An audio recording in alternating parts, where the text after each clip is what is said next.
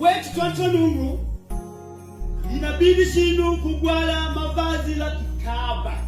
Na pale mavazi yanitendeshe mundu ukapita ndio nimekoa.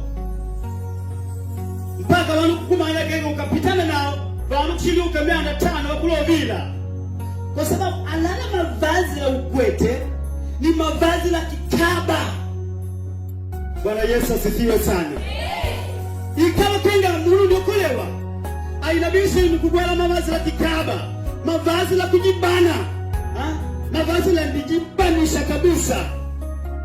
Na fashion katika mwisho wa Mungu. Na ainawa shimishima mwisho wa Mungu. Yanamuka mwaluna ni wakati la mzera hapo anaonyesha nukula kota kwa sababu wamevaa mavazi la kikaba. Jina la Bwana libarikiwe. Boni, akina mama. Wakati Mungu anatoa shitambaa, mwaulileje fundi kenga nangu mavazi langu ananawashi mavazi la kujibana. Na mavazi ukamutetea mavazi la kujibana na watendeza wa baba ambayo waja katika mdomo na Mungu. Kwa kila Mungu watu ungua inangu tu. Bwana Yesu asifiwe sana. Bongo na toto ni hapo. Nabidi wakupima sana. Na baada ya kupima sana, leo kuwiki marundi. Nabidi marundi la piti kabisa la kimwili na moyo. Yaani ni mavazi la inikile miliwa kuti. Bwana Yesu asifiwe sana. Kongwe waneka katika hapo. Mumali yani akwasawishi sana waume. Na wapo nililaja ukumeni na mimi. Bwana Yesu asifiwe sana.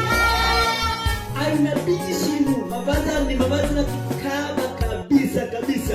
Kwa sababu hapa Bwana tunamtafuta Mungu. Bwana Yesu asifiwe sana.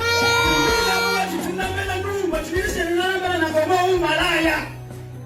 Mungu atendesha bantu mpaka bantumili kwa mavazi na kikaba.